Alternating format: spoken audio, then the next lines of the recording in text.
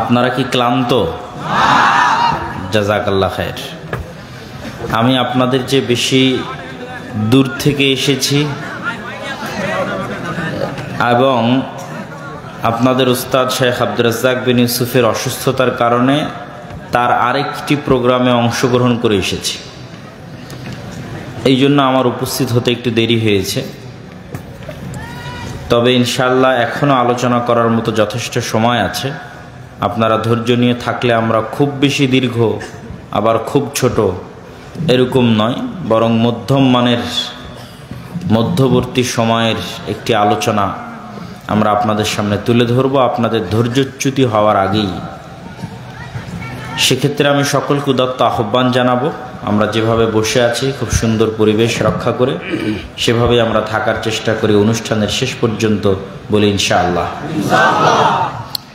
আমাকে অনুষ্ঠানে আসার আগেই দেখলাম এখানে লিখিত দেওয়া আছে অনেকগুলো বিষয়, এই বিষয়গুলো নিয়ে আলোচনা করতে বলতেছে। তো 1 নাম্বার বিষয় দেওয়া আছে গুজরাতের মুখ দিয়ে নরেন্দ্র মোদীর নাম দিয়ে লেখা আছে ওয়াকফ আইন বাতিল করা বিষয়, ফিলিস্তিন ইস্যু বিষয়, বেদাতিরা আহলুল হাদিসদের মসজিদ দখল করে নিচ্ছে সে বিষয়ে। আমরা সর্বশেষ যেদিন মানববন্ধন করেছিলাম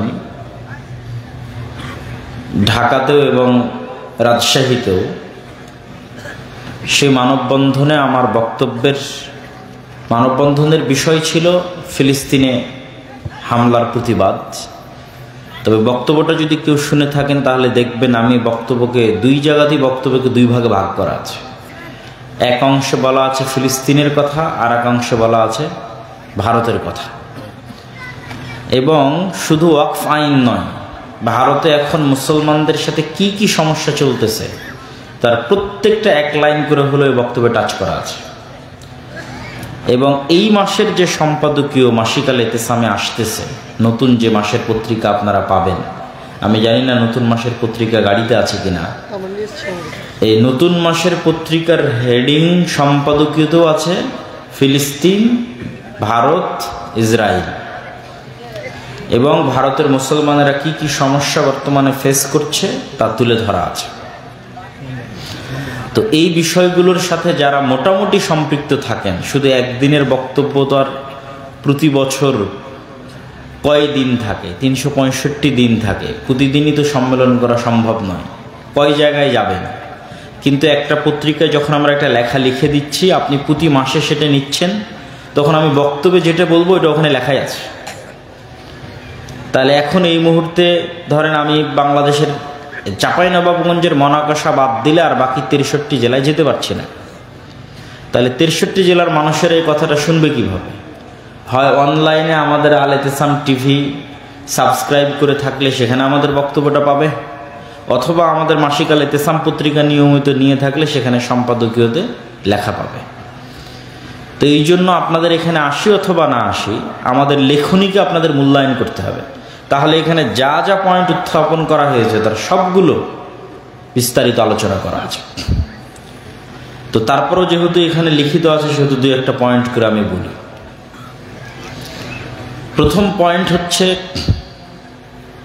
আল্লাহ সুবহানাহু ওয়া তাআলা নিজেই কোরআনে বলেছেন, আমাদের বলা নয়, আল্লাহ বলছেন আশাদ্দুন নাসি আদাওয়া, মুসলমান মুমিনদের সাথে শত্রুতায় সবচেয়ে বেশি ভয়ঙ্কর, সবচেয়ে বেশি কঠোর হবে ব্রাহ্মণ্যবাদী মুশরিক আর জায়নিস্ট ইহুদি। আল্লাহ বলেছেন কোরআনে যে মুসলমানদের উপর শত্রুতাই সবচেয়ে কঠোর হবে 2টা জাতি। তার মানে কারা বাদ থাকলো? খ্রিস্টানেরা বাদ থাকলো। বড় জাতি যদি আমরা ধরি তাহলে খ্রিস্টানেরা মুসলমানদের উপর শত্রুতায় এতটা কঠোর হবে না। এতটা কঠোর না হওয়ার পিছনে কারণও আছে। আল্লাহ খ্রিস্টানদেরকে বলেছেন ওয়ালাদ-দাল্লিন, তারা পথভ্রষ্ট। আর জায়নিস্টদেরকে বলেছেন যে এরা অভিশপ্ত, ইবলিস অভিশপ্ত, মানে ইবলিস সত্য জানে, জানার পরও মানে না। আর খ্রিস্টানেরা সত্যটা জানেই না, যদি সত্য জেনে নেয় সত্য মেনে নিবে, এই জন্য সবচেয়ে বেশি ইসলাম গ্রহণ আগেও করেছে খ্রিস্টানেরা, ভবিষ্যতেও করবে খ্রিস্টানেরা। সত্য জানে না তাই মানে না, সত্য জানলেই মেনে নেবে। এই জন্য আগেও সবচেয়ে বেশি ইসলাম গ্রহণ করেছে খ্রিস্টানেরা, ভবিষ্যতেও করবে খ্রিস্টানেরা। আর জেনে বুঝে শত্রুতা করে দুইটা জাতি, যাদের কথা আল্লাহ কোরআনে উল্লেখ করেছে। তো ওদের এক জাতির পাশে বসবাস করছে ফিলিস্তিন আর ফিলিস্তিনের গাজা, আর ওদের আর এক জাতির পাশে বসবাস করছে আমরা, বাংলাদেশ। এই জন্য আমার পুরাতন বক্তব্যগুলোতে দেখবেন আমি বলেছি, গত সরকারের সময় বলা আছে যে বাংলাদেশ হচ্ছে পৃথিবীর দ্বিতীয় গাজা। তো আমার মেজো ভাই আব্দুর রহমানের সাথে গল্প হচ্ছিল, তো আব্দুর রহমানের সাথে গল্প করছিলাম যে ইউসুফ বিন তাশফিন যখন স্পেন খ্রিস্টানদের কাছে হাতছাড়া হয়ে যাবে, খ্রিস্টানেরা দখল করে নেবে স্পেনকে, কেননা মুসলমানদের বিজয় যাত্রা স্পেনে গিয়ে শেষ হয়ে গেছে, ফ্রান্স আর ইতালির সীমান্তে গিয়ে শেষ হয়ে গেছে। মুসলমানেরা শীত অঞ্চল বিজয় করতে পারে, শীতে যুদ্ধ করে অভ্যস্ত ছিল না, আর ইউরোপ শীত অঞ্চল। তো স্পেনের যে অংশটুকু গরম, কর্ডোভা, গ্রানাডা, এগুলো গরম অঞ্চল, ঠিক সৌদি, কুয়েত, কাতার, বাহরাইনের মতো।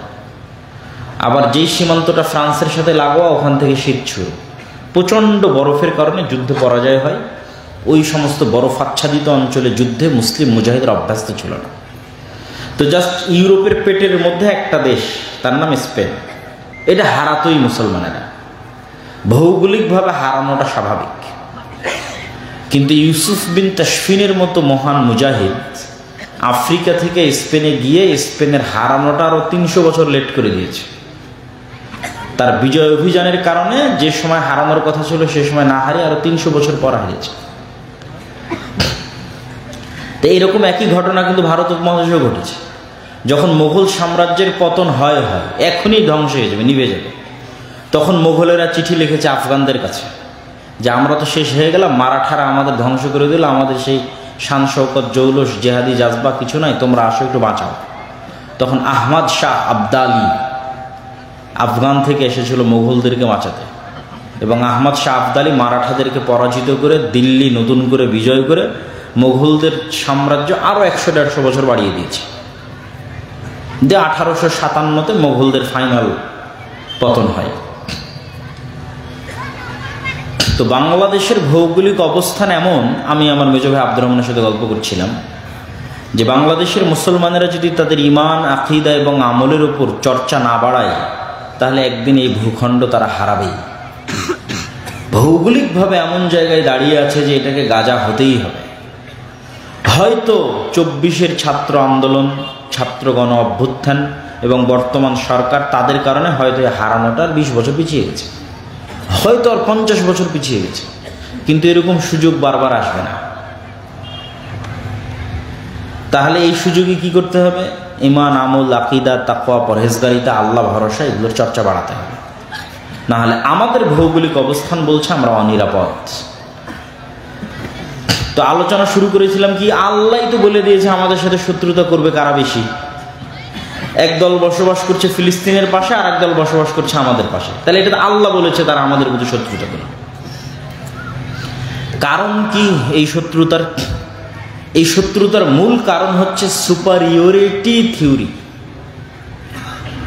সুপারিয়রিটি মানে হচ্ছে নিজেকে জন্মগতভাবে অন্যের চাইতে বেস্ট কল্পনা করা। ইহুদিরা বাই বর্ন জন্মগতভাবে মনে করে যে তারা চোজেন বাই দ্য গড, আল্লাহ কর্তৃক বাছাইকৃত, আর তারা বাদে আর বাকি সবাই তাদের গোলাম। এই গোলামদেরকে হত্যা করা যেমন তাদের অধিকার, এই গোলামদের স্ত্রীদের ভোগ করা তাদের অধিকার। এই জন্য তারা ন্যূনতম কষ্ট বোধ করে না যে আমি 1000 মারলাম কি 1,00,000 মারলাম। এই ফিলিংস মুসলমান মারলেও তৈরি হবে না, হিন্দু মারলেও তৈরি হবে না, খ্রিস্টান মারলেও তৈরি হবে না। কেননা তার ফিলিংসটা কি, যে আমি আল্লাহ কর্তৃক বাছাইকৃত। এই জন্য নতুন করে কেউ ইহুদি হতে পারবে না। আপনি বলবেন যে আজকে আমি ইহুদি ধর্ম গ্রহণ করবো না, বাই বর্ন, জন্মগত হতে হবে। তো তার ব্লাড, রক্তের দিক থেকে তারা বিশ্বাস করে যে তারা পৃথিবীর সর্বশ্রেষ্ঠ রক্তের অধিকারী বংশগতভাবে, তাদেরকে আল্লাহ বাছাই করেছে। অতএব পৃথিবীর বাকি সবাই গোলাম। ঠিক সেম মতবাদ আমাদের পার্শ্ববর্তী দেশের ব্রাহ্মণ্যবাদী মতবাদে বিশ্বাসী যারা, তারা বিশ্বাস করে। সেটা কি? ব্রাহ্মণেরা ভগবানের মাথা থেকে তৈরি হয়েছে। অতএব আর ব্রাহ্মণবাদে আর বাকি যারা আছে তারা সব গোলাম। এমনকি একটা সময় ছিল ভারত উপমহাদেশে যে যারা শূদ্র, যারা ক্ষত্রিয়, যারা দাস, তাদের বাচ্চাদেরকে জবাই পর্যন্ত করা হতো বলিদান হিসেবে। ব্রাহ্মণের সন্তানকে কোনোদিন বলিদান দেওয়া হয় না, ব্রাহ্মণের সন্তানকে কোনোদিন জবাই করা হয় না, কিন্তু তাদের নিম্ন শ্রেণীর হিন্দু যারা আছে তাদের জবাই করা হয়েছে। আর বাংলাদেশের মানুষ এত বেশি মুসলমান হয়েছে কেন? এইটাই হচ্ছে সেটা কারণ। ব্রাহ্মণ্যবাদীদের এই সুপারিয়রিটি থিওরি, আর্যদের নিজেদেরকে এই মহৎ মনে করা, আর বাকিরা সব তাদের গোলাম। মুসলমানদেরকে তারা বলতো লেচ্ছ, জবন, অস্পৃশ্য, মানে মুসলমানের গায়ে হাত দিলেও অপবিত্র হয়ে যাবে, মুসলমান ঘরে ঢুকলে ঘর অপবিত্র হয়ে যাবে। শেখ মুজিবুর রহমানের আত্মজীবনীতে লেখা আছে যে সে একবার তার এক হিন্দু বন্ধুর বাড়িতে প্রবেশ করায় তার হিন্দু মা, বোন, খালা সব মিলে বাড়ি ধুয়ে পরিষ্কার করেছে। উনি নিজে লিখেছেন ওনার আত্মজীবনীতে। তাহলে সেম ইহুদিরা যেমন সুপারিয়রিটি থিওরিতে বিশ্বাস করে যে আমরা পৃথিবীর সর্বশ্রেষ্ঠ সন্তান, ব্রাহ্মণেরা বিশ্বাস করে যে আমরা ভগবানের মাথা থেকে তৈরি হয়েছি, বাকি সব আমাদের গোলাম। আর মুসলমানেরা তো আরো নিকৃষ্ট পশু, এদের কোনো গণনার মধ্যে, পশু প্রাণী হিসেবে গণনার মধ্যে পড়ে না, মানুষ হিসেবে গণনা তো বহু দূরের কথা, না ইহুদিদের কাছে না ব্রাহ্মণ্যবাদীদের কাছে। তাহলে বাংলাদেশের মুসলমানের এত মুসলমান হলো কেন? এত মুসলমান হওয়ার কারণ হচ্ছে বাংলাদেশের নিম্নবর্ণের হিন্দুরা যখন দেখলো, বেশিরভাগ নিম্নবর্ণের হিন্দুরা ইসলাম গ্রহণ করেছে, নিম্নবর্ণের হিন্দুরা যখন দেখলো যে এত সুন্দর একটা ধর্ম যেখানে কোনো জাতপাত নাই, একই মসজিদে সবাই সমানভাবে দাঁড়াচ্ছে, পায়ে পা মিলিয়ে সমানভাবে উজু করতেছে, কোনো ভেদাভেদ নাই, না রঙের, না জাতের, না পাতের, তাহলে এত জুলুমের মধ্যে কে থাকবে? লাথি মারো এই জুলুমের ধর্মকে, গ্রহণ করো সাম্যতার ধর্ম, সম্মানের ধর্ম, মর্যাদার ধর্ম ইসলাম। তখনই বাংলাদেশে মানুষ, হাজার হাজার মানুষ ইসলাম গ্রহণ করেছে। ইসলামের এই সাম্যতা, এই মর্যাদা, এই সম্মান, এই মানবতা দেখে আমাদের পিতৃপুরুষরা, আমাদের আদি পিতারা। কিন্তু ব্রাহ্মণদের ওই স্বভাব কিন্তু পরিবর্তন হয়নি। আর আজকে যারা ক্ষমতায় আছে তারা সেই কট্টর ব্রাহ্মণ্যবাদী। সুতরাং বিশ্বাসগতভাবে তারা মুসলমানদেরকে শত্রু মনে করে, এবং এমন পর্যায়ে তারা এই শত্রুতাকে নিয়ে গেছে যে শত্রুতা করারও একটা লিমিট থাকতে হয়। তারা এই শত্রুতাটাকে এমন পর্যায়ে নিয়ে গেছে যে তারা ভারতের ইতিহাসকে পর্যন্ত অস্বীকার করতেছে। আজকের যুগে এসে ভারতের ইতিহাস কি? একটা হিস্টোরিয়ান, একজন ঐতিহাসিকও ডকুমেন্ট দিতে পারবে না যে একটা টাকা মোগলরা ভারত থেকে আফগানিস্তানে নিয়ে গেছে, ভারত থেকে উজবেকিস্তানে নিয়ে গেছে, ভারত থেকে কাজাখস্তান, বোখারায় নিয়ে গেছে। একটা টাকা ভারত থেকে মোগলরা পাচার করেছে। কেননা মুসলমানদের স্বভাবের মধ্যেই নাই যে মুসলমানরা কোনো দেশ বিজয় করলে সেখান থেকে টাকা পাচার করবে, স্বভাবের মধ্যে নাই। মুসলমানেরা যখন যে দেশ বিজয় করেছে চিন্তা করেছে ওটাই আমার দেশ, ওটাকে উন্নত করতে হবে। এটা তো ব্রিটিশদের স্বভাব। যখন যে দেশ বিজয় করেছে কেমনে চুরি করে সব ধন দৌলত চুরি করে নিয়ে যাওয়া যাবে, ওই সমুদ্রের ওপারে যেন কেউ ধরতে না পারে। চারদিকে সমুদ্র, ইংল্যান্ডের চারিদিকে সমুদ্র, যেন কেউ ধরতেই না পারে। সব জিনিস, টাকা পয়সা, ধন দৌলত চুরি করে নিয়ে চলে গেছে। কিন্তু মোগলদের নামে কেউ একটা ডকুমেন্ট দেখাবে যে এখান থেকে চুরি হয়েছে না। মোগলরা একটা টাকা যদি ইনকাম করেছে আল্লাহর ওয়াস্তে, সেটাই ভারতের পিছনে বিনিয়োগ করেছে। সেটা দিল্লির জামে মসজিদ হোক, সেটা ওই তাজমহল হোক, সেটা আর যেটাই হোক না কেন, লালকেল্লা হোক, যেটাই হোক, শালিমার বাগান হোক কাশ্মীরের, প্রত্যেকটা অর্থ তারা ভারতের পিছনে ব্যয় করেছে। এবং যেই মুহূর্তে বাদশাহ আলমগীর এই পুরো ভারতের নেতা, আজকের ব্রাহ্মণ্যবাদীরা বলে যে আমাদের অখণ্ড ভারত লাগবে, তো অখণ্ড ভারত তো হিন্দুদের কোনোদিন প্রতিষ্ঠাই হয়নি। অখণ্ড ভারত প্রতিষ্ঠা যদি হয়ে থাকে মুসলমানদের হয়েছিল বাদশাহ আলমগীরের আমলে। বলেন আল্লাহু আকবার। তথা একদম কাবুল থেকে নিয়ে শুরু করে একদম আরাকান পর্যন্ত এই পুরো ভারত উপমহাদেশে অখণ্ড ভারতে কার শাসন চলতেছে? মুসলমানদের শাসন, বাদশাহ আলমগীরের শাসন 50 বছর। তো অখণ্ড ভারত চাই, তো অখণ্ড ভারত আমাদের লাগবে, মুসলমানদের লাগবে, বাদশাহ আলমগীরের অখণ্ড ভারত।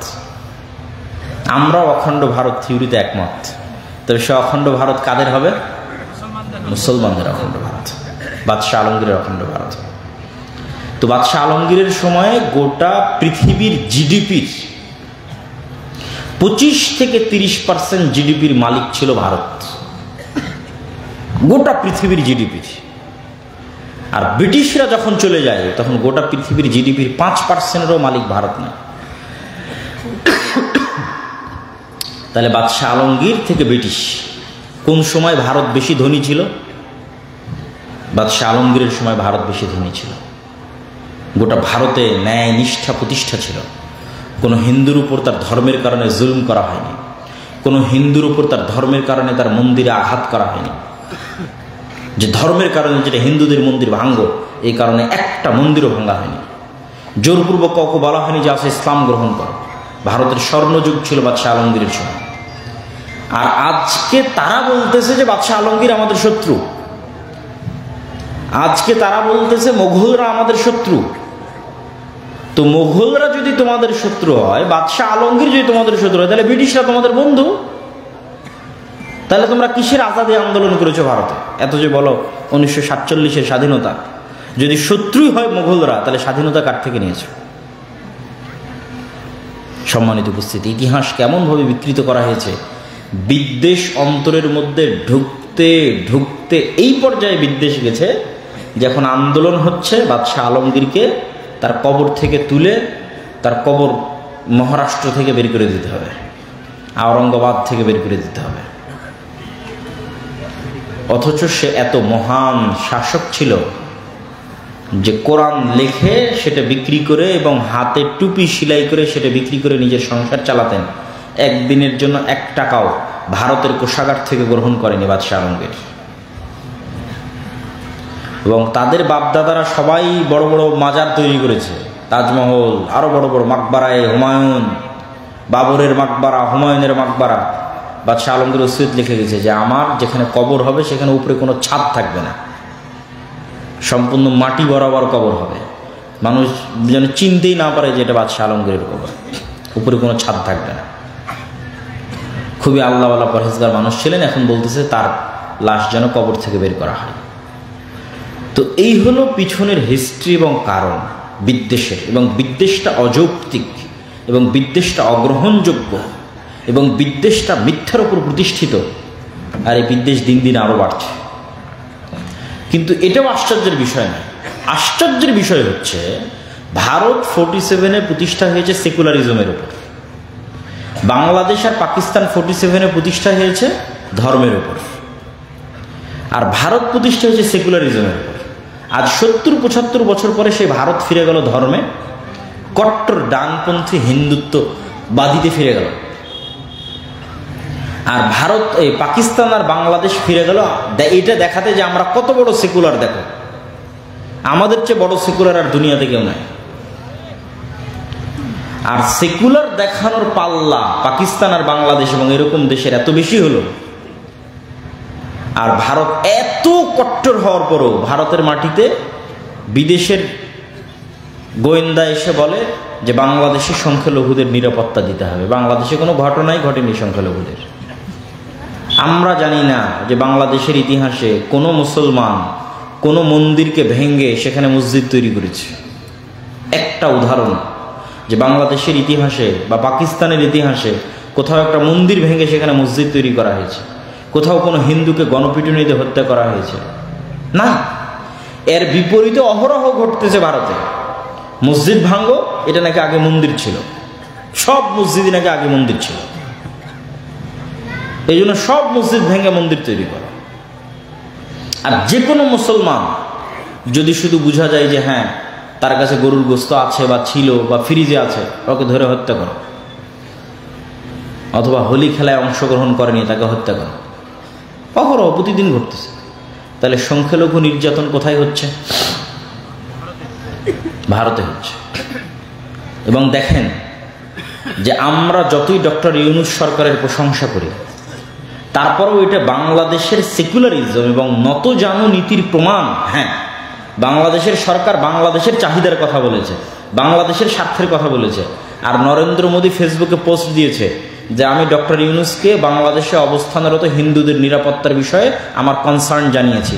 তো ডক্টর ইউনূস কি জানাতে পারতো না যে আপনার দেশে বসবাসরত মুসলমানদের নিরাপত্তা নিয়ে আমরা উদ্বিগ্ন? পারতো না? পারতো না? পারতো। কিন্তু এটাই হচ্ছে আমাদের অবস্থানের জায়গা, যে তারা তাদের ধর্ম ভুল হওয়ার পরও, ভ্রান্ত হওয়ার পরও, বাতিল হওয়ার পরও তার ধর্মে সে কট্টর। আর মুসলমানের দিন সত্য, মুসলমানও জানে, ডক্টর ইউনূসও জানে যে ইসলাম একটা সত্য ধর্ম, সত্য দিন, সবাই জানে মুসলমানেরা। কিন্তু মুসলমানেরা এই দিনের উপর কট্টর নয়। কে কত কম্প্রোমাইজ করতে পারে, কে কত সেকুলার হতে পারে। আমাকে যদি এক গালে একটা থাপ্পড় মারে আর এক গাল পেতে দেবো, ভাই এটা তো মেরেলে, কেন? আমি সেকুলার। তাহলে তারা ভ্রান্তির উপর কট্টর, আর মুসলমানেরা সত্যের উপর সেকুলার, সত্যের উপর কম্প্রোমাইজ করছে। এই জন্য আমি আমার আজ থেকে ৩-৪ মাস আগের বক্তব্যগুলোতে বলেছি যে বাংলাদেশের লোকজন ফেসবুকে প্রচুর লেখালেখি করে, ট্রল করে ভারতের লোকজনকে নিয়ে, ইদানিং তা আরও বেশি। তখন আমি উত্তরে বলেছি, সব জায়গায় বলেছি যে তোমরা যে বলতেছো যে তারা হচ্ছে গোমূত্র পান করে অথবা গোবর পান করে, এই জন্য তাদের গায়ে শক্তি নাই, তারা ভীরু কাপুরুষ, আর আমরা মহাশক্তিশালী, আমরা গরুর দুধ পান করি, উমুক তুমুক ইত্যাদি, আমরা একদম ধুয়ে ফেলে দেবো, এই করে নেবো, সেই করে নেবো, অসংখ্য কথাবার্তা। তো কিন্তু এটার মানদণ্ডটা কোথায়? এটার মানদণ্ডটা যে জায়গায়, সে জায়গায় দাঁড়ালে তুমি ফেল হয়ে যাওয়া। এটার মানদণ্ডটা হচ্ছে সে গরুর মূত্র তার দিনের অংশ মনে করে খায়। বুঝেননি মনে আমার কথা? গরুর মূত্রের মতো একটা বিষয় বা গোবরের মতো একটা বিষয়কে তার দিনের উপরে সে কট্টর কত, যে এইরকম একটা ভুল বিষয়কেও সে পান করে তার দিনের উপর কঠোরতার কারণে।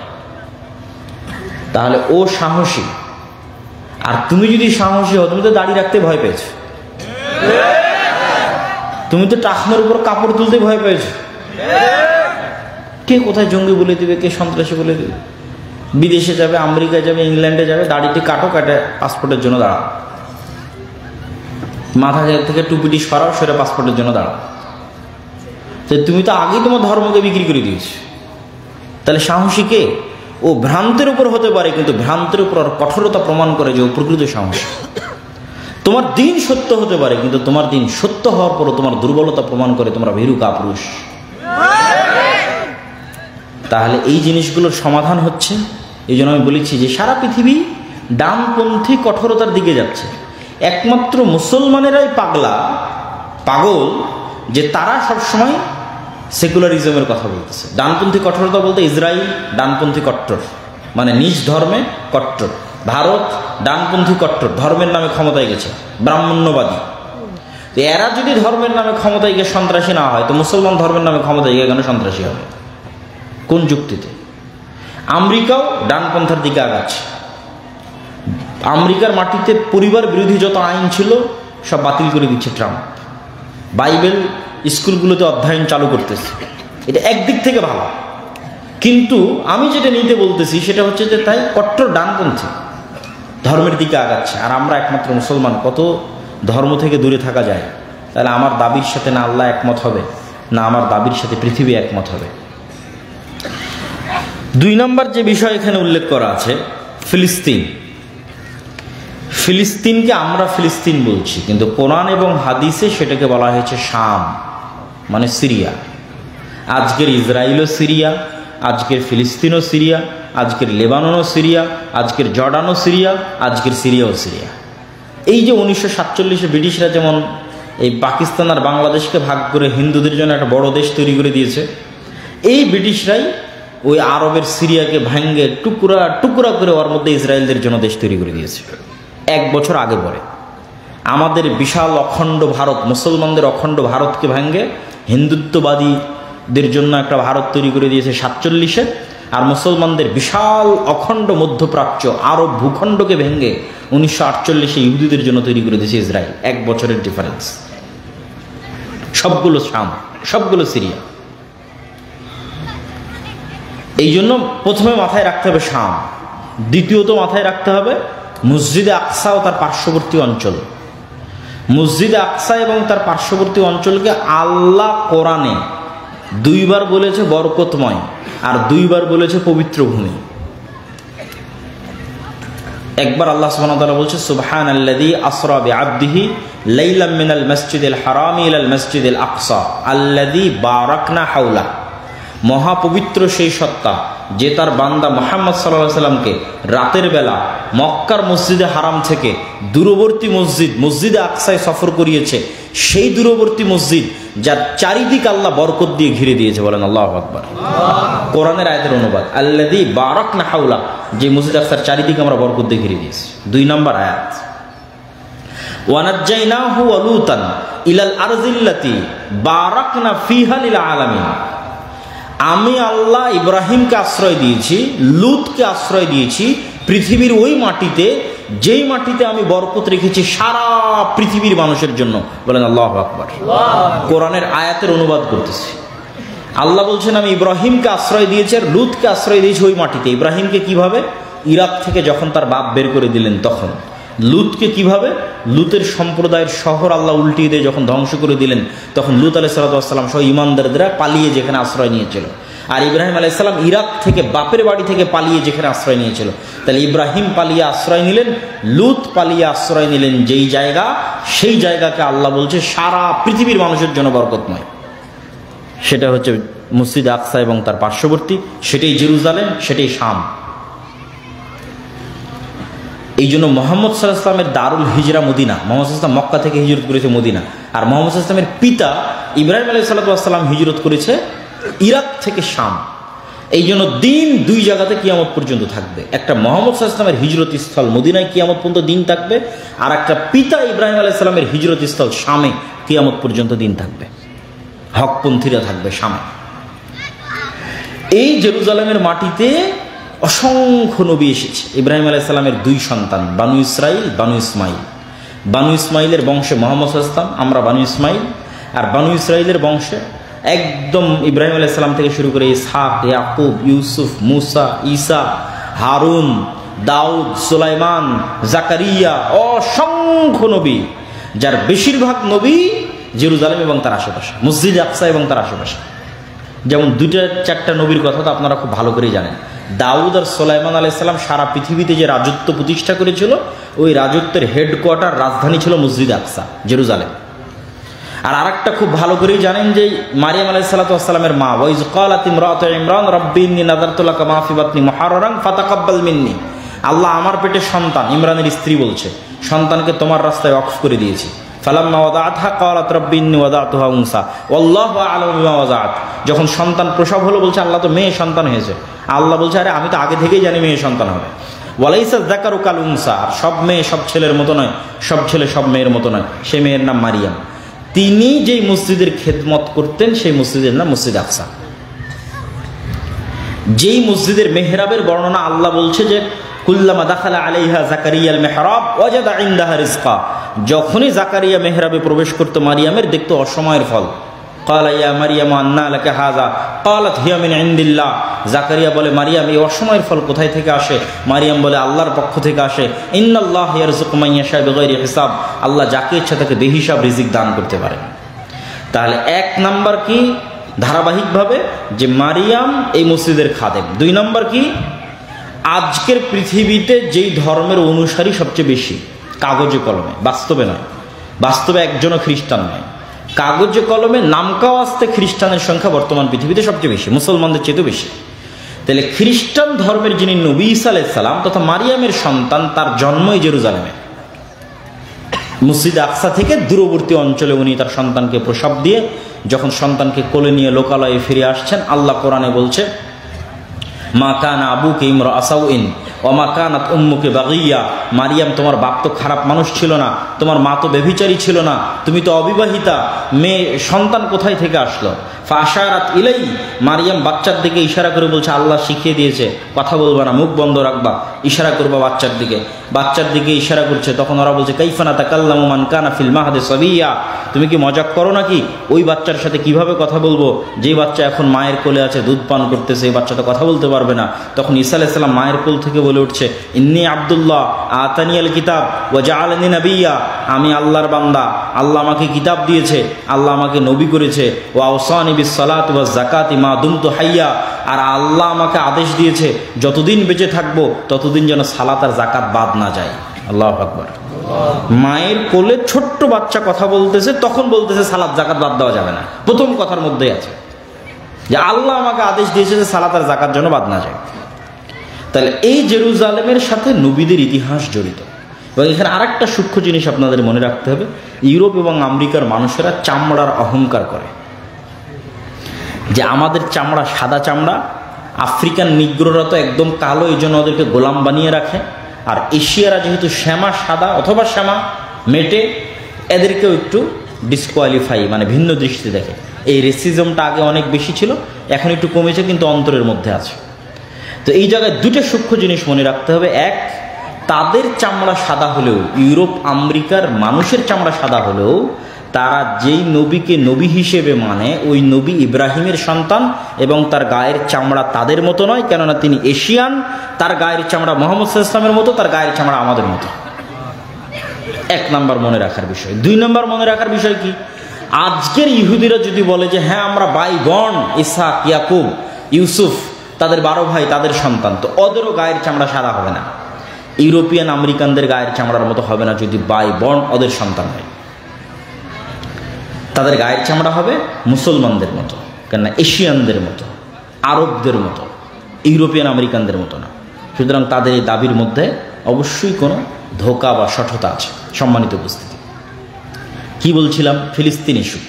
ফিলিস্তিন ইস্যুতে আগে আমাদের জানতে হবে এই জায়গার গুরুত্বটা কত, এই জায়গার মহত্বটা কত। তাহলে আমরা এই আয়াত, এই ইতিহাস, এগুলোতে বোঝা গেল যে এটা কত মহৎ এবং মহান জায়গা। এবং বর্তমান পৃথিবীর তাহলে তিনটে ধর্মের পবিত্র স্থান হলো এই জায়গাটা। মুসলমানদেরও পবিত্র স্থান, খ্রিস্টানদেরও পবিত্র স্থান, ইহুদিদেরও পবিত্র স্থান।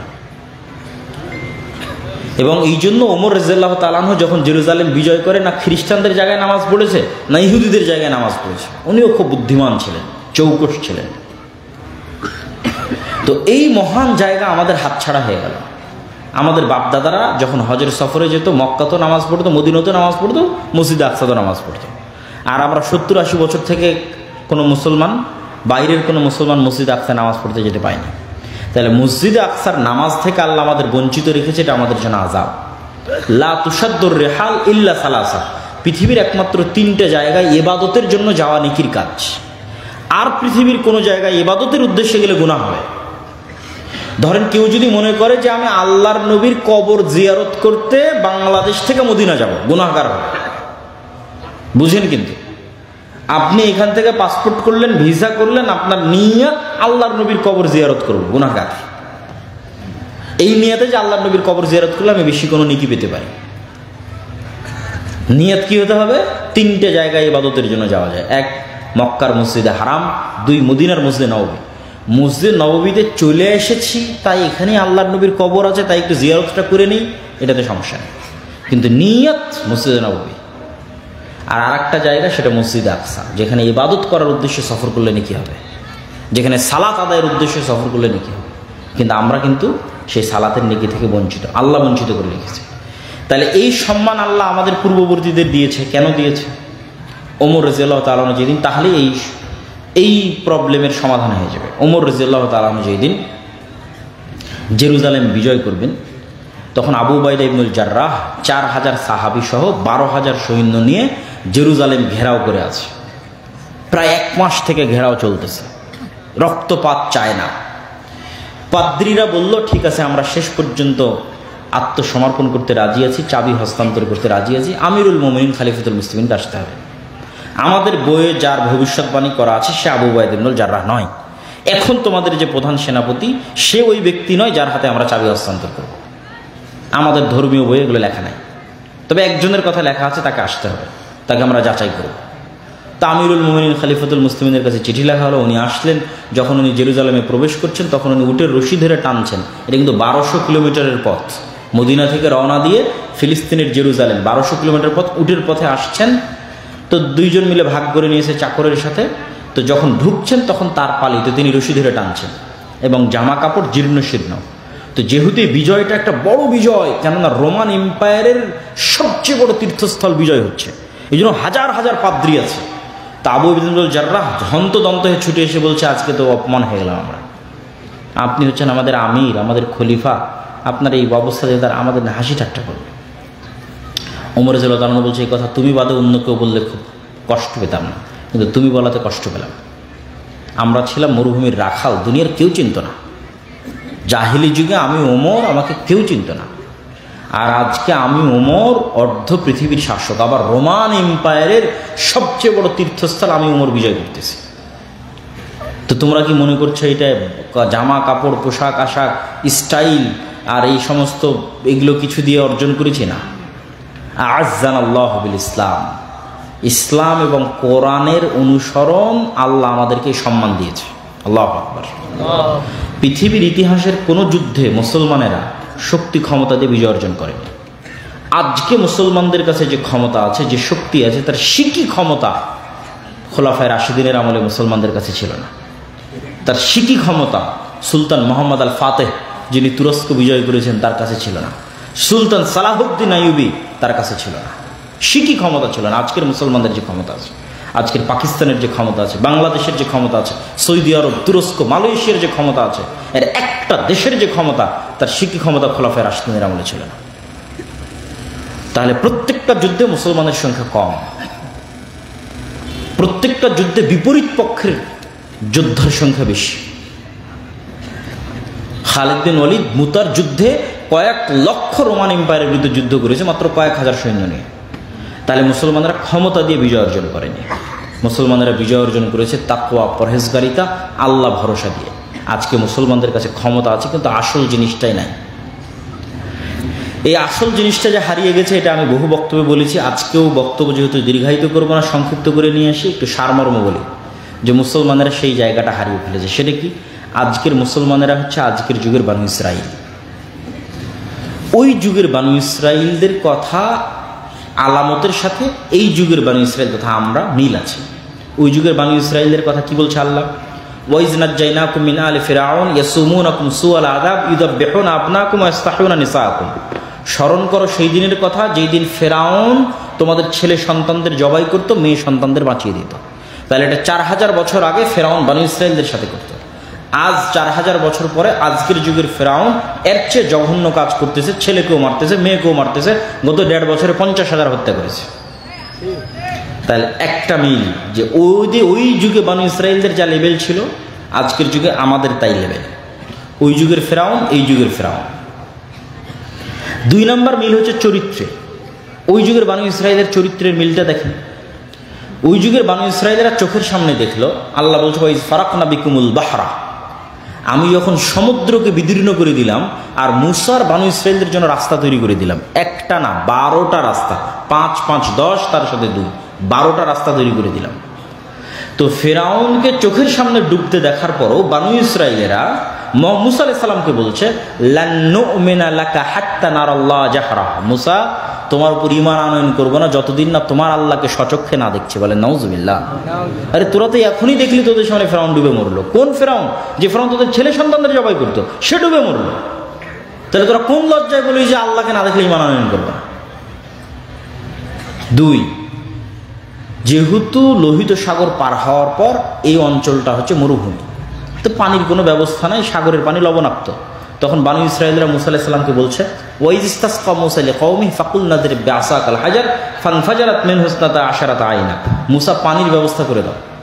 আল্লাহ তো ফিরআউনকে ডুবিয়ে দিল, খাবার নাই, পানি নাই, পানির ব্যবস্থা করো।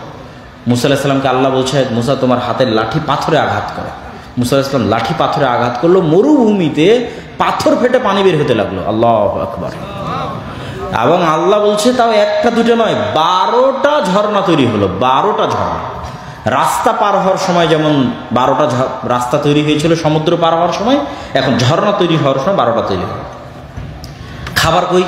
আল্লাহ বলল ঠিক আছে আমি জান্নাত থেকে খাবার পাঠাচ্ছি। মরুভূমিতে তো আর খাবার হবে না, এখানে লোহিত সাগর, ওই পারে তো ফেরাউন আর তার ফেরাউন মারা গেছে, কিন্তু ফেরাউনের সৈন্যবাহিনী মিশরে আছেই, আর এখানে মরুভূমি, তাহলে খাবার কোত্থেকে আসবে? জান্নাত থেকে। খাবারের নাম কি? মান্না সালোয়া।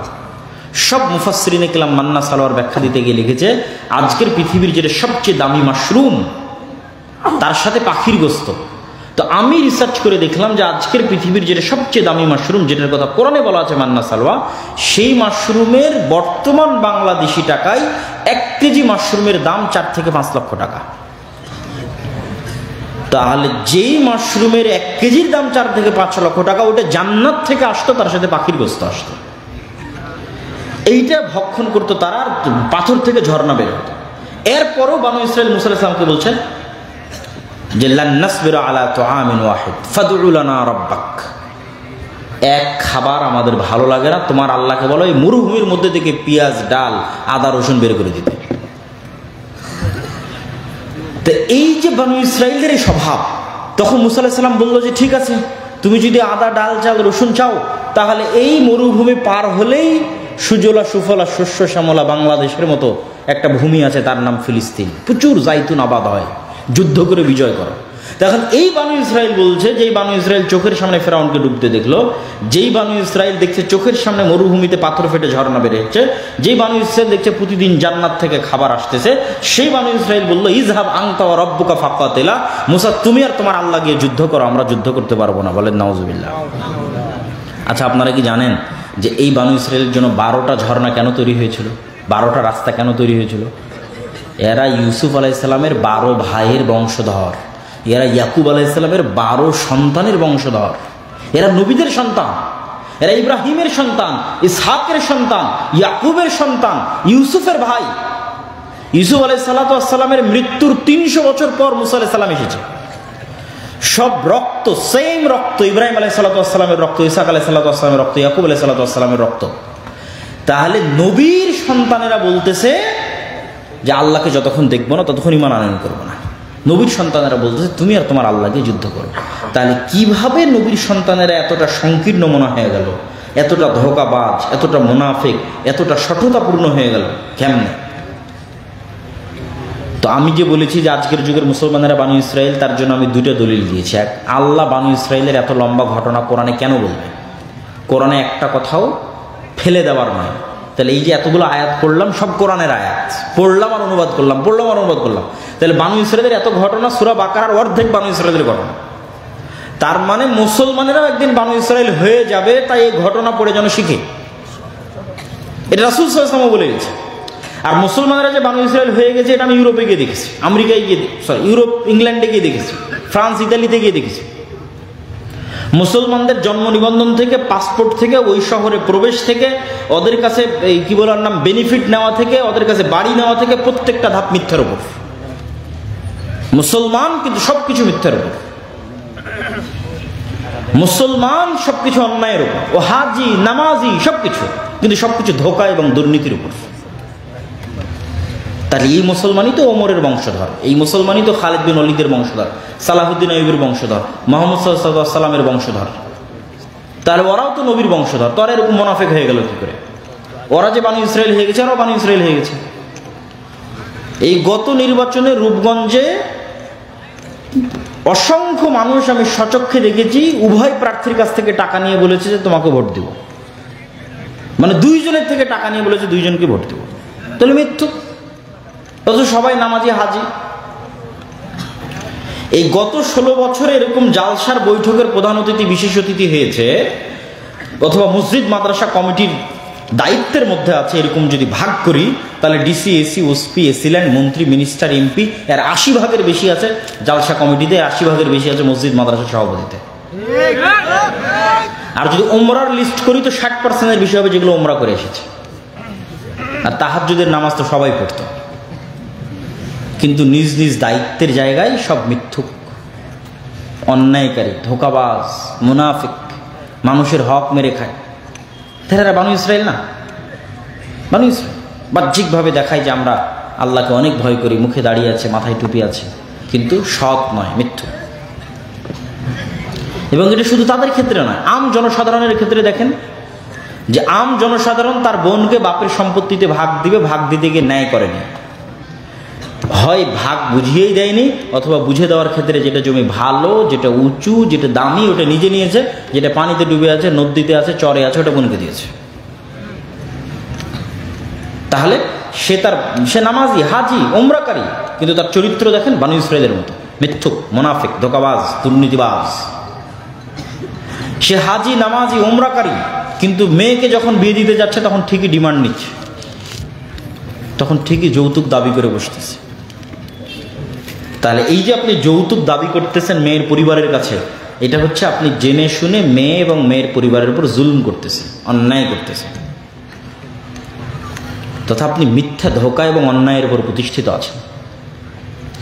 এখন কারো উত্তর কি, যে ওরা নবীর সন্তান হয়ে এরকম হয়ে গেল, আর আমরাও উম্মতে মুহাম্মাদি এরকম হয়ে গেলাম, দুইজনই আমরা বানু ইসরায়েলদের মতো হয়ে গেলাম, ওরাও নবীর সন্তান, আমরাও সম্মানিত। ঘটনা কি? ঘটনা হচ্ছে ইউসুফ আলাইহিসসালামের মৃত্যুর পর যখন ফেরাউনরা ক্ষমতা নিল, তখন যেহেতু ইউসুফ আলাইহিসসালামও আগের সরকারের ক্ষমতার জোট সঙ্গী ছিল, মন্ত্রী ছিল, ইউসুফ আলাইহিসসালামের ভাইয়েরাও বড় বড় মন্ত্রী, মিনিস্টার, বিভিন্ন পদে ছিল। তখন পরের ফেরাউন যখন ক্ষমতায় আসলো, এরা বললো আগের সরকারের রাজারা যেমন আমার শত্রু, আগের সরকারকে যারা সাপোর্ট দিয়েছে এরাও আমাদের শত্রু, এদেরকে ধরার মার।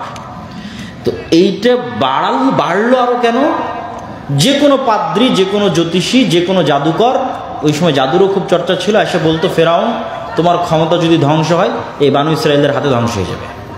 তখন মাথা আরও গরম হয়ে গেল যে 300 বছরের জুলুমের স্টিম রোলার চললো বানু ইসরায়েলদের উপর। তো গোলামিতে বানু ইসরায়েলদের স্বভাব নষ্ট হয়ে গেল। গোলামিতে যে স্বভাব নষ্ট হয় তার প্র্যাকটিক্যাল উদাহরণ দিই। ধরেন আমি মনির, আমার 2টা গোলাম আছে, আমি এই একটা রুটি ওই গোলামরা 2-3 দিন থেকে না খেয়েছে দিয়ে দিলাম, তোরা মারামারি করে নিয়ে এলাম, তখন ওরা একটা রুটি নিয়ে মারামারি লেগে যাবে। একটা রুটির জন্য মিথ্যা বলবে, একটা রুটির জন্য ধোঁকা দিবে, একটা রুটির জন্য দুর্নীতি করবে, একটা রুটির জন্য মারবে। তাহলে গোলামের নেচার তৈরি হচ্ছে যে গোলাম খাবার নিয়ে কাড়াকাড়ি করে, এবং খাবার নিয়ে কাড়াকাড়ি করতে গিয়ে মিথ্যা বলে, টাকা নিয়ে কাড়াকাড়ি করে, টাকা নিয়ে কাড়াকাড়ি করতে গিয়ে মিথ্যা বলে, দুর্নীতি করে একটা টাকার জন্য। এটা গোলামের নেচার। তো এরকম পালিয়ে লুকিয়ে এরকম চুরি চামারি দুর্নীতি ধোঁকা করতে বাধ্য হয়ে গেছে 300 বছর। এই জন্য মুসা আলাইহিসসালামকে আল্লাহর বানু ইসরায়েলদের সাথে মানুষ করেনি। আল্লাহ জানতেন মুসাকেও যদি বানু ইসরায়েলদের সাথে রাখি ইও তো গোলামের মতো পালিয়ে বেড়াবে, তাহলে সেও যদি গোলামের মতো পালিয়ে বেড়াতে এরও তো স্বভাব চরিত্র নষ্ট হয়ে যাবে, ও মিথ্যা বলা শিখবে, দুর্নীতি করা শিখবে, তো নেতা হতে পারবে না, নবী হতে পারবে না। তখন আল্লাহ কি করলেন, মুসা আলাইহিসসালামকে তুলে রাজার বাড়িতে পাঠিয়ে দিলেন। রাজা ফেরাউনের বাড়িতে রাজপুত্র, অ্যাজ এ প্রিন্স, রাজপুত্র হিসেবে মুসা আলাইহিসসালাম মানুষ হয়েছে। মানে টাকা পয়সা খাদ্য এগুলো নিয়ে মারামারি কাড়াকাড়ি গোলামি মিথ্যা ধোঁকা এগুলোর চতুর্পাশ সীমানার মধ্যে নাই। তাহলে স্বাধীন আত্মমর্যাদা সম্পন্ন হিসেবে মুসা আলাইহিসসালাম বড় হয়েছে।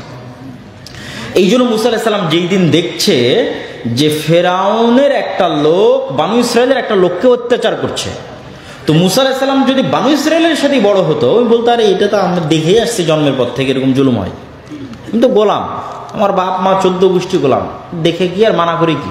কিন্তু উনি তো স্বাধীন, জুলুম সহ্য করতে পারেনি, একদিন জুলুম দেখেছে, এক থাপ্পড়ে অন দ্য স্পট জালেমকে হত্যা করে দিয়েছে। কেননা উনি স্বাধীন। এই জন্য ওনার সাথে বানু ইসরায়েলের মিলেনি। বানু ইসরায়েলরা গোলামি করতে করতে সংকীর্ণ মনে হয়ে গেছে। তো আমাদের মতো আজকের যুগের মুসলমানদের সকল সমস্যা হচ্ছে সারা পৃথিবীর মুসলমানেরা প্রায় 200 বছর ইউরোপিয়ানদের উপনিবেশ ছিল। ভারত পাকিস্তান বাংলাদেশের মুসলমানেরা ব্রিটিশদের গোলাম ছিল 190 বছর। যেই জমি এখন CAS RS পর্চায় আপনার নামে খাজনা কাটছেন, এই জমিতে খাজনা কাটতো জমিদারের নামে, জমির মালিকানাই ছিল না। নীল চাষ করে পিটিয়ে আদায় করা হতো, গোলাম। তখন একটা টাকার জন্য মিথ্যা বলা, একটা টাকার জন্য দুর্নীতি করা, একটা টাকার জন্য কাড়াকাড়ি করা, যেহেতু গোলাম, চাকরি নাই, তো গোলামি করতে করতে করতে করতে রক্তের মধ্যে মিথ্যা ধোঁকা দুর্নীতি ঢুকে গেছে। ঠিক ওই যুগের বানু ইসরায়েলদের মধ্যে যেভাবে ঢুকে গেছে। এটার আর একটা চাক্ষুষ প্রমাণ নেবেন যে ব্রিটিশরা যেহেতু আমাদের উপর একটু কম জুলুম করেছে, ইতালি ফ্রান্স স্পেন এরা আফ্রিকার মুসলমানদের উপর আমাদের চাইতে 3 গুণ জুলুম করেছে। এই জন্য আফ্রিকার মুসলমানদের নেচার আমাদের চাইতে আরো বেশি নিম্ন স্তরে চলে গেছে। ইতালির রাজধানীতে, ফ্রান্সে, স্পেনের রাজধানীতে দেখবেন যত চোর, চামার, মদখোর, নেশাখোর, জুয়াখোর, আড্ডাখোর আছে তার বেশিরভাগই দেখবেন মুসলমান এবং আফ্রিকান মুসলমান, নট ইন্ডিয়ান অ্যান্ড পাকিস্তানি আর বাংলাদেশি মুসলমান না। এবং বাংলাদেশি, ইন্ডিয়ান, পাকিস্তানি মুসলমানদের চেয়ে ওদের নেচার আরও নিম্ন স্তরে চলে গেছে, কেননা ওদের উপর জুলুমটা, গোলামিটা ছিল আরো ভয়ঙ্কর, আরো ভয়াবহ। ফ্রান্স, স্পেন এবং ইতালির জুলুম, অত্যাচার। তাহলে এই ফিলিস্তিন ইস্যুর সারমর্ম হচ্ছে বর্তমান যুগের মুসলমানেরা বানু ইসরাইল। বর্তমান যুগের মুসলমানদের মূল্য বর্তমান পৃথিবীতে বসবাস করা একটা পশু প্রাণীর মতো নয়। 3 নাম্বার, বর্তমান যুগের মুসলমানদের স্বভাব চরিত্র নামকা অবস্থায় বাহ্যিকভাবে ইসলামের সবকিছু ঠিক আছে, কিন্তু ভেতর থেকে মিথ্যুক, ধোঁকাবাজ, দুর্নীতিবাজ, মিথ্যার উপর প্রতিষ্ঠিত, নেতৃত্বের গুণ নাই, এগুলো গোলামির গুণ। নেতা কখনো মিথ্যা বলা জানে না। আবু সুফিয়ান কাফের মুশরিক, কিন্তু মিথ্যা বলা জানত না। মুহাম্মদ সাল্লাল্লাহু আলাইহি ওয়াসাল্লামের নামও মিথ্যা বলেনি। বাদশাহ হিরাক্লিয়াসের দরবারে জেরুজালেমে বসে মুহাম্মদ সাল্লাল্লাহু আলাইহি ওয়াসাল্লামের মিথ্যা বলেনি। আবু সুফিয়ান তখন কাফের মুশরিক, কেন মিথ্যা বললে নেতা হওয়া যায় না। এবং বর্তমান পৃথিবীর 2টা সিস্টেম আমাদেরকে গোলাম রাখার জন্য, মানে ব্রিটিশরা তো আমাদের ছেড়ে চলে গেছে, তাহলে কেন আমরা স্বাধীন হতে পারছি না?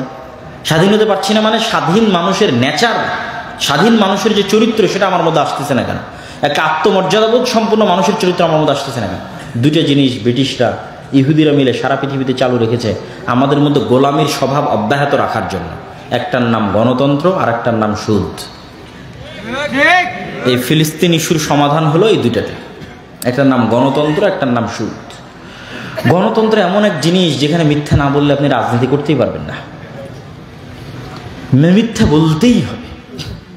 আপনারা যেমন চোখের সামনে দেখেছেন গত 16 বছরের মিথ্যা, এখন আবার দেখছেন যে গণতন্ত্রের নামে কত রকমের মিথ্যা কথা চলতেছে।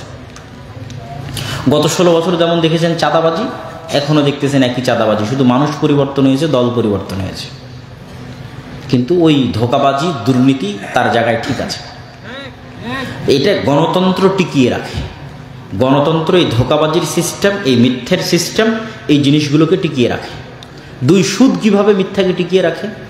রাসূল সাল্লাল্লাহু আলাইহি ওয়াসাল্লাম দোয়া করলে বলে, আল্লাহুম্মা নাউযুবিকা মিনাল মা'সামি ওয়াল মাগরাম, আল্লাহ কর্জ থেকে বাঁচতে চাই, গুনাহ থেকে বাঁচতে চাই। সাহাবীরা জিজ্ঞেস করছে, আল্লাহ নবী এত কেন কর্জ থেকে বাঁচতে চান? আল্লাহ নবী বলছে, যখন মানুষ কর্জ নেওয়া শুরু করে মিথ্যা বলা শুরু করে। হলো, যখন মানুষ কর্জ নেওয়া শুরু করে মিথ্যা বলা শুরু করে। এখন এই মনাকাশা, সাহাপাড়া, চাপাই, শিবগঞ্জ, কানসাট একটা বাড়ি খুঁজে নিয়ে এসে দেন যে বাড়িতে কিস্তির লোন নাই, আর একটা বাড়ি খুঁজে নিয়ে এসে দেন যে বাড়িতে কিস্তির লোন আছে অথচ একদিনও মিথ্যা বলেনি। মানে এমন একটা বাড়ি খুঁজে নিয়ে এসে দিবেন যে বাড়িতে কিস্তির লোন আছে কিন্তু একদিনও মিথ্যা বলেনি।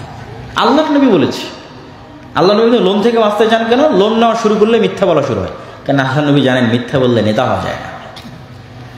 আপনি আপনার বোনকে যে সম্পত্তি বুঝিয়ে দেননি ন্যায়ের সাথে, ওর থেকে মাপ নিয়ে আপনি জান্নাতে যেতে পারবেন, কিন্তু উপরে যিনি আল্লাহ আছেন তিনি কোনোদিন মনে করবে না যে এই মানুষটাকে রাষ্ট্রের নেতা বানানো যায়, কোনোদিন মনে করবে না। আপনি নেতা হওয়ার অযোগ্য, ক্ষমা চেয়ে জান্নাতে যেতে পারেন। মিথ্যা বললে, দুর্নীতি করলে, ধোঁকা দিলে, অসৎ হলে নেতা হওয়া যায় না। তাহলে আমাদের স্বভাবের মধ্যে গোলামি আছে, গোলামির স্বভাবের কারণে আমরা গোলাম আছি। তাহলে আগে স্বাধীনের স্বভাব অর্জন করতে হবে, মানে একটা স্বাধীন ব্যক্তিত্ব সম্পন্ন মানুষ কোন স্বভাবের হয় সেটা অর্জন করতে হবে। এই জন্য আল্লামা ইকবাল বলেছে, 3য় পয়েন্টে যাওয়ার আগে এই পয়েন্টটাই বক্তব্য দিয়ে শেষ করব। আল্লামা ইকবাল তার বক্তব্যের মধ্যে বলেছে, কবিতার মধ্যে বলেছে, সাবাক ফিরসে পর সাদাকাত কা, শুজাআত কা, আদালত কা, লিয়া জায়েগা তুঝসে কাম, দুনিয়া কি ইমামত কা। মুসলমানেরা তোমাদের মধ্যে নামাজ আছে, সঠিক আকীদা আছে, আমল আছে, হজ আছে, উমরা আছে, গোটা রমজানে রোজা রাখলে, সাহারি করলে, ইফতারি করলে, ঈদ পালন করলে, ফিতরা দিলে, সব কিছু আছে। নাই কি তোমরা সত্য বলা জানো না, তোমাদের মধ্যে সাহসিকতা নাই, তোমাদের মধ্যে ন্যায়পরায়ণতা নাই। তোমরা নতুন করে সত্য বলা শিখো, ন্যায়পরায়ণতা প্রতিষ্ঠা করা শিখো, সাহসী হও, আল্লাহ তোমাদেরকে পুনরায় দুনিয়ার নেতা বানিয়ে দিবে। আল্লাহু আকবার।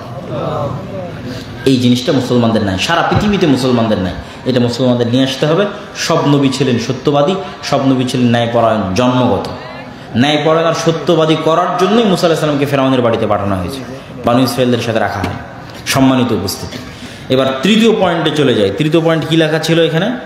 বেদাতিরা আহলুল হাদিসদের মসজিদ দখল করে নিচ্ছে।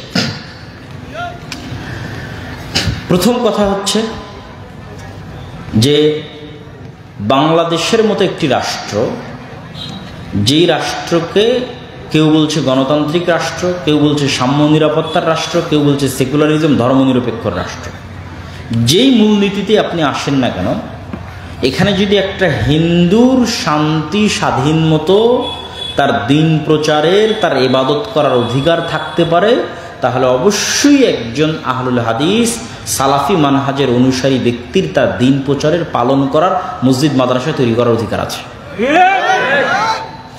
এবং এই অধিকারের স্বীকৃতি সবাইকে দিতে হবে। এবং আমার বিশ্বাস যে এমন কাউকে খুঁজে পাওয়া যাবে না যে অধিকারের স্বীকৃতি দিবে না। তাহলে এই অধিকারটা লঙ্ঘন হচ্ছে কি কারণে? প্রথমত এখানে উভয় পক্ষ থেকে কারণ থাকতে পারে।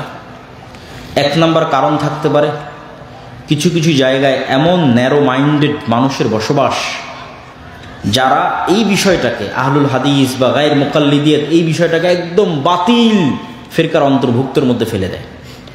অথচ আমি আব্দুল্লাহ দারুল উলুম দেওবন্দে একবার একটা বৈঠকে ছিলাম, যেখানে ভারত উপমহাদেশের বড় বড় দেওবন্দি আলেমরা উপস্থিত হয়েছিল, যেখানে বিষয় ছিল গায়ের মুকাল্লিদিয়াত কা ফিতনা। ওখানে দারুল উলুম দেওবন্দের ছাত্রদের দাবি অনুযায়ী তাকে যারা বাহরুল উলুম বলে, বাহরুল উলুম নেয়ামতুল্লাহ আজমি, তিনি আমার ওস্তাদ, এখনো জীবিত আছে, ওনার একটা বক্তব্যের বিষয় ছিল কিয়া আহলে হাদিস আহলুস সুন্নাত ওয়াল জামাত সে খারিজ হ্যায়, এটা ওনার বক্তব্য বিষয় ছিল। তথা আহলে হাদিসরা কি সত্য যে মানহাজ আহলুস সুন্নাত ওয়াল জামাত এর বাইরে একটা বাতিল ফেরকা? তখন উনি দীর্ঘ 1-1.5 ঘন্টা বক্তব্য দিয়েছিলেন, যেটা আমি নিজে ওখানে বসে থেকে শুনেছি, তার বক্তব্যের পয়েন্টগুলো নোট করেছি। যে বক্তব্যের সামারিতে উনি এটাই বলেছেন যে না, তিনি একজন দেওবন্দি আলেম, তিনি বলেছেন যে না, আহলে হাদিসরা আহলুস সুন্নাত ওয়াল জামাতের অন্তর্ভুক্ত। কিন্তু এই জিনিসটা জানার জন্য তো জ্ঞান অর্জন করা লাগবে, পড়া লাগবে। এই জন্য আমি ভারত উপমহাদেশে আহলে হাদিসদের ইতিহাসের উপর আমার লম্বা বক্তব্য আছে। আহলে হাদিসদের ইতিহাসের উপর আমার বক্তব্যটা যদি কেউ শুনে, যে কোনো বাংলা ভাষাভাষী, যে কোনো মতবাদের অনুসারী মানুষ, যে কোনো মাযহাবের অনুসারী মানুষ, শুধু ভারত উপমহাদেশে আহলে হাদিসদের ইলমে ইতিহাস এই বক্তব্যটা যদি শুনে এবং ওখান থেকে আমার বক্তব্য শুনে নিয়ে যদি 2-1 মিনিটও স্টাডি করে ক্রস চেক করে যে আব্দুল্লাহ যা বলছে তা ঠিক কিনা, আব্দুল্লাহ যা বলছে তা ঠিক কিনা, তাহলে এতটুকু অবশ্যই ঘোষণা দিতে হবে যে আহলে হাদিসরা বাতিল ফিরকা নয়, তাদেরকে ঘোষণা দিতে হবে যে বাতিল ফিরকা নয়। কিন্তু এর জন্য জ্ঞান লাগবে। কিন্তু একদল আবেগী মানুষ থাকে যাদের সেই ন্যূনতম জ্ঞানটুকু নাই, তারা তখন পাগলের মতো আচরণ করে।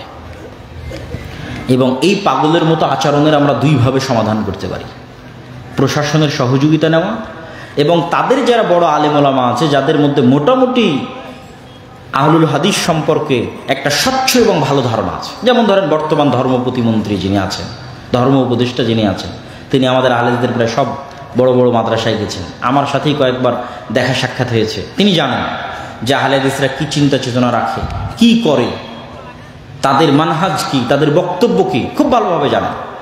তো এরকম আরও মানুষজন আছে যারা আহলে হাদিসদের সম্পর্কে পজিটিভ ধারণা রাখে। তাদের ইনফ্লুয়েন্সটা আমাদের কাজে লাগাতে হবে এবং প্রশাসনের সহযোগিতা নিতে হবে। এবং অলরেডি আমার কানে যদিও একটা কেস এসেছে, সেগুলোকে কেন্দ্র করে আমি রাষ্ট্রের উচ্চ পর্যায়ে কথা বলেছি এবং আশা করি যে এই ধরনের ঘটনাগুলো কমানোর জন্য প্রশাসনিক দিক থেকে একটা ভালো সাপোর্ট হয়তো ইনশাল্লাহ আশা করছি আমরা পাবো। ইনশাল্লাহ আপনারা দোয়া করেন যেন সেটি আমাদের জন্য সহজ হয়, বলেন আল্লাহুম্মা আমিন। আর দ্বিতীয়ত, যারা আমাদের ভিন্ন ঘরানার আছে, তাদেরও যারা উপর পর্যায়ের আলেম ওলামা আছে, তাদের সাথেও আমি এই বিষয়টি নিয়ে কথা বলেছি এবং তাদের থেকেও পজিটিভ রিপ্লাই পেয়েছি। এবং এই 2 পজিটিভ রিপ্লাইকে সামনে রেখে কিভাবে সামনে এগিয়ে এই জিনিসগুলোকে কমানো যায় সেটার উদ্যোগ আমরা অতি দ্রুত নিব, ইনশাল্লাহ নিচ্ছি, কথা চলতেছে। তো আশা করব এবং আল্লাহ সুবহানাহু ওয়া তাআলার নিকটে দোয়া করব যেন বাংলাদেশের মাটি আহলুল হাদিসদের জন্য এক উর্বর দাওয়াতের ক্ষেত্রে পরিণত হয়, আল্লাহুম্মা আমিন। তবে একটু আত্মসমালোচনার দরকার আছে। এত কিছু বলার পর কি একটু আত্মসমালোচনার দরকার আছে? দেখবেন আমি আমার বহু বক্তব্যে বলেছি যে দাওয়াতের পদ্ধতি হতে হবে নম্র এবং ভদ্র। মুসা আলাইহিস সালামের মতো নবীকে যদি ফেরাউনের মতো কাফেরের সাথে ভদ্র ভাষায় কথা বলতে বলা হয়, নম্র ভাষায় কথা বলতে বলা হয়, অথচ আল্লাহ জানেন যে ফেরাউন হেদায়েত প্রাপ্ত হবে না, এটা আল্লাহ জানেন যে ফেরাউন হেদায়েত প্রাপ্ত হবে না, তারপরেও আল্লাহ মুসা আলাইহিস সালামকে বারবার বলছে তুমি নরম ভাষায় কথা বলবা। তো আমাদেরও কিছু আসলে বক্তব্য এমন হয়ে যায় যে ওই বই আগুনে পুড়িয়ে দাও, অমুক কে অমুকের বাচ্চা বা তমুক ইবলিস বা শয়তান, এই ধরনের যে গালিগালাজগুলো আমরা ব্যবহার করি, এটা তো আসলে একটা মানুষের ক্ষেত্রেও ব্যবহার করা উচিত না। এটা মুসলমানের ক্ষেত্রে ব্যবহার করা তো বহু দূরের কথা, একজন বিধর্মীর ক্ষেত্রেও ব্যবহার করা উচিত না। আল্লাহ সুবহানাহু ওয়া তাআলা যত জায়গায় পবিত্র কোরআনে ইহুদি, নাসারা, মুশরিক এবং এদেরকে যত জায়গায় সম্বোধন করেছেন, সম্মান দিয়ে সম্বোধন করেছেন। দেখেন আজকের যারা আল্লাহ বলছে যে এরা অভিশপ্ত, ইহুদিরা অভিশপ্ত, আল্লাহ কোরআনে বলছে, আল্লাহ কোরআনে বলছে এরা মুসলমানদের সবচেয়ে শত্রু হবে। আবার আল্লাহ যখন তাদেরকে দাওয়াত দিচ্ছে, ডাকছে, মানে ইহুদিদেরকে দাওয়াত দিচ্ছে, ডাকছে, তখন কোরআনের আয়াত দেখেন, ইয়া বানি ইসরাঈল আযকুরু নি'মাতি আল্লাতী আন'আমতু আলাইকুম। কোথাও বলছে ইয়া বানি ইসরাঈল আযকুরু, বলছে ফাজ্জালতুকুম আলাল আলামিন, বলছে হে বানু ইসরাইলেরা। বানু ইসরাইল বলাটাই সম্মান। বানু ইসরাইল মানে ইয়াকুবের ছেলে, ইয়াকুব আলাইহিস সালামের ছেলে।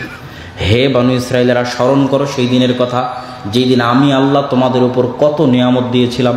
স্মরণ করো সেই দিনের কথা যেদিন আমি আল্লাহ তোমাদের উপর কত দয়া করেছিলাম। আল্লাহ একটি অভিশপ্ত জাতিকে এভাবে ডাকতেছে, তাদেরকে সম্মান দিয়ে, তাদের অতীত ইতিহাস স্মরণ করিয়ে ইমোশনালি তাদেরকে অ্যাটাক করতেছে ইমোশনালি। এবার যখন খ্রিস্টানদের কথা আসতেছে তখন কি বলতেছে, যে এই খ্রিস্টান কাফের। আল্লাহ সুবহানাহু ওয়া তাআলা কোরআন মাজিদে কোথাও এইভাবে দাওয়াত দিয়ে বলে না যে এই কাফেরেরা, এভাবে বলে যে ইয়া আহলাল কিতাব, হে কিতাবের অনুসারীরা। আহলে কিতাব বলাটাই সম্মান। আহলে কিতাব বলাটা কেন সম্মান? আল্লাহ স্মরণ করিয়ে দিচ্ছে যে আমি তোমাদের কাছে একটা কিতাব পাঠিয়েছিলাম যার নাম তাওরাত, যার নাম জবুর, যার নাম ইনজিল। তোমরা কিতাবের অনুসারী, তোমরা আহলে কিতাব। তোমরা নাসারা হতে পারো, মুহাম্মাদের উপর ঈমান আনয়ন করনি, এটাও হতে পারে, কিন্তু তোমরা আহলে কিতাব। সম্মান দিয়ে স্মরণ করে ডেকে তারপরে দাওয়াত দিচ্ছে, তাআলাউ ইলা কালিমাতিন সাওয়াআম বাইনানা ওয়া বাইনাকুম, আসো এমন কথার দিকে যে আমার এবং তোমার মধ্যে এক। তাহলে আপনি বলেন যে আপনার এক পাশের হানাফি ভাই, এক দেওবন্দি ভাই, সে এই ইহুদির চাইতে, মুশরিকের চাইতে, ফেরাউনের চাইতে, খ্রিস্টানের চাইতে কি খারাপ? কি বলেন, খারাপ? যদি খারাপ না হয় তাহলে যদি আপনি বলেন যে ওর বই পুড়িয়ে দিব, ওর এই করব সেই করব, এই কি অমুক অমুকের বাচ্চা, তমুক ইবলিস শয়তান, মুখের ভাষার কোনো ঠিক নাই, তাহলে তারা কি আপনার দাওয়াতটা কিভাবে নেবে? ব্রেনের মধ্যে ডাইরেক্ট নেগেটিভ জিনিস ঢুকে যাবে। কারণ আপনার দাওয়াত সত্য হলেও আর কোনোদিন গ্রহণ করবে না, তুই তো আমাকে গালি দিয়েছিল। এই জন্য আল্লাহ কিন্তু বলেছে তোমরা অন্যের ইলাহদের গালি দিও না।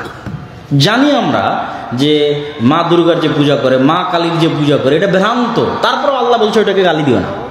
ওটাকে গালি দিলে আল্লাহ সম্পর্কে নেগেটিভ জিনিস ওর ব্রেনে চলে যাবে, তখন সত্য জানলে আর মানতে পারবে না। তো এই জন্য আমাদেরও একটু আত্মসমালোচনা দরকার আছে যে আমি একটা জায়গায় মসজিদ তৈরি করলাম, আহলে হাদিসরা মসজিদ তৈরি করে সেখান থেকে ধরেন ফতোয়া দেওয়া শুরু করলাম যে সব হানাফিরা কাফের, সব হানাফিরা মুশরিক, হিন্দু জান্নাতে গেলেও হানাফিরা জান্নাতে যাবে না। তাহলে হলো?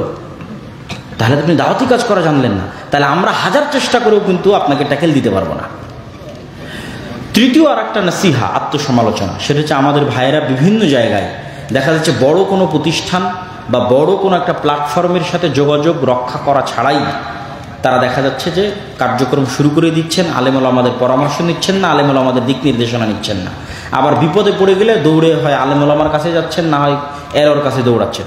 তো আমার কথা যে কাজ শুরু করার আগেই আলেমুল আমাদের পরামর্শ নেন, আহলে হাদিসদের যে প্ল্যাটফর্মগুলো আছে সেগুলোর পরামর্শ নেন, পরামর্শ নিয়ে কাজ শুরু করেন, তাহলে দেখবেন আপনার কাজে ভুল হবে এবং এই ধরনের সমস্যা কমে আসবে।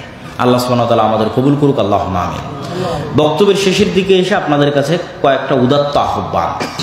সেটা হচ্ছে যে আমি যে এতক্ষণ বক্তব্য দিলাম এগুলো হচ্ছে ক্ষণিক, এগুলো হারিয়ে যাবে। কিন্তু এই দেখছে বানু ইসরাঈলের এই বিশাল ঘটনা, এই পুরো জেরুজালেম বিজয়ের ঘটনা, পুরো ফিলিস্তিন বিজয়ের ঘটনা বইয়ে লিখিত আকারে আছে। আমার লেখা বই ফিলিস্তিনের সমসাময়িক মুসলিম বিশ্ব, রাশিয়া ইউক্রেনের পাবেন, আফগানিস্তান তালেবান পাবেন, যা বর্তমান মুসলিম বিশ্বে চলতেছে তার সবগুলো এই বই পাবেন। তো এই লিখিত বইগুলো, এই যে শেখ আব্দুর রাজ্জাক বিন ইউসুফ হয়তো আজকে এখানে আসেনি, কিন্তু তার ইলমে আমানতগুলো তো আপনাদের কাছে আছে। এবং আমরা যে কার্যক্রমগুলো করতেছি সারা বাংলাদেশে, এই কার্যক্রমগুলো তো আপনারা দেখছেন, কিন্তু সারা কই? এই রমজানে 500 মক্তব দাওয়া ইলাল্লাহর অধীনে ছিল, পরিচালিত হয়েছে, যেই 500টা মক্তবের প্রত্যেকটা শিক্ষক জামিয়া সালাফিয়াতে গিয়ে ট্রেনিং নিয়েছে। 1 নাম্বার, যেই 500 শিক্ষক জামিয়া সালাফিয়া গিয়ে ট্রেনিং নিয়েছে তার যাতায়াত খরচ দাওয়া ইলাল্লাহ বহন করেছে, ওখানে থাকা খাওয়া বহন করেছে, ট্রেনিং খরচ বহন করেছে। 2 নাম্বার, এই 500 শিক্ষক যতগুলো মক্তবে আছে প্রত্যেকটা মক্তবের যত ছাত্র আছে তাদেরকে বই ফ্রি দেওয়া হয়েছে, যে কায়দাটা পড়বে সে কায়দাটা ফ্রি দেওয়া হয়েছে। 3 নাম্বার, এই রমজান মাসকে লক্ষ্য করে, ঈদকে লক্ষ্য করে 500টা মসজিদে হাদিয়া দেওয়া হয়েছে, ন্যূনতম 2000 হোক 3000 হোক দেওয়া হয়েছে। এই 2000-3000 টাকাও আপনি কল্পনা করেন, 500 মসজিদ পৌঁছানো 15 লক্ষ টাকা। এই যে এত বড় খেদমত, এখানে আপনার কোনো কিছুই করা লাগতেছে না, কিন্তু আপনার মক্তব এখনো দাওয়া ইলাল্লাহর অধীনে আসলো না, ট্রেনিং নিল না, ট্রেনিং নেওয়ার আগ্রহ দেখালেন না। এইটা তো দাওয়াতি কাজের ভিত তৈরি করবে। এটা এরকম না যে বড় সম্মেলন করে আমার জনপ্রিয়তা দেখালাম, এটা না। এটার প্রভাব পড়বে 20 বছর পর।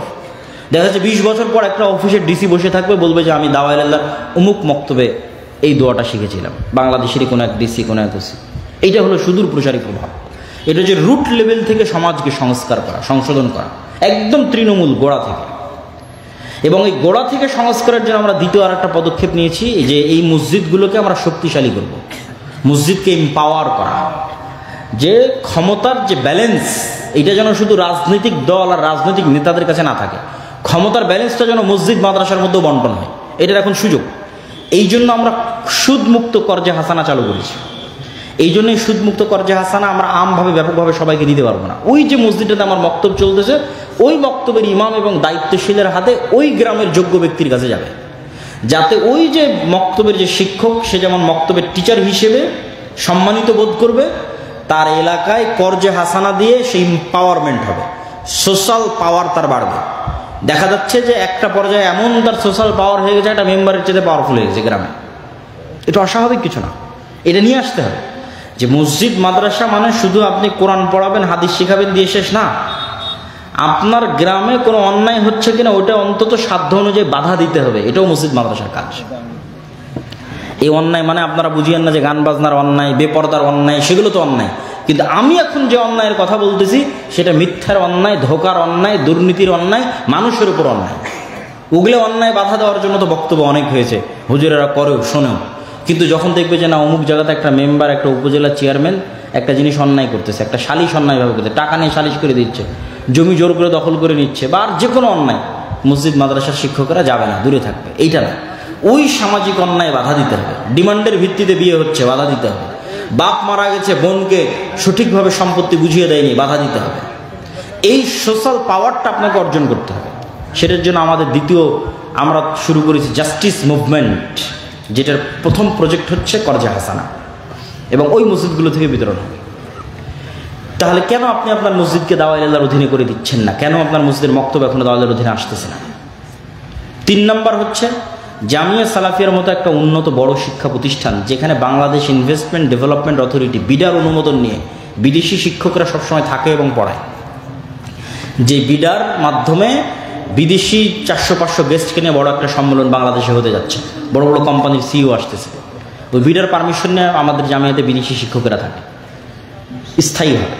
আর গত 1 বছরে শুধু 12-র অধিক বিদেশি শিক্ষক সৌদি আরব থেকে আসছে, যারা জামিয়া সালাফিয়াতে দার্স দিয়েছে, এই রমাজানও দিয়েছে। তাহলে এই যে আমাদের উন্নত কারিকুলাম, উন্নত সিলেবাস, এটা দিয়ে যেন অন্য মাদ্রাসা উপকৃত হয়, এই জন্য আমরা অন্য মাদ্রাসাগুলোকে জামিয়া সালাফের সাথে অধিভুক্ত হওয়ার সুবিধা দিচ্ছি। এবং এই অধিভুক্ত হওয়ার ক্ষেত্রে আমাদের সহযোগিতার মানসিকতা নেওয়া না, যে একটা ফর্ম পূরণ করো, টাকা দাও, ঠিক আছে, প্রতি মাসে একটা বাৎসরিক ফি দাও, মাসিক ফি দাও না। পারলে আমরা আরও অর্থনৈতিক সহযোগিতা করতে পারবো কিনা সেই মাদ্রাসা, সেটা চিন্তা করে দেখব। তাহলে এই মাদ্রাসাগুলোকে উচিত যে এই সোশ্যাল এম্পাওয়ারমেন্টের যে মুভমেন্ট, জাস্টিস মুভমেন্ট, এটার অংশ হওয়ার জন্য এই ধরনের কাজের সাথে কানেক্টিভ হয়।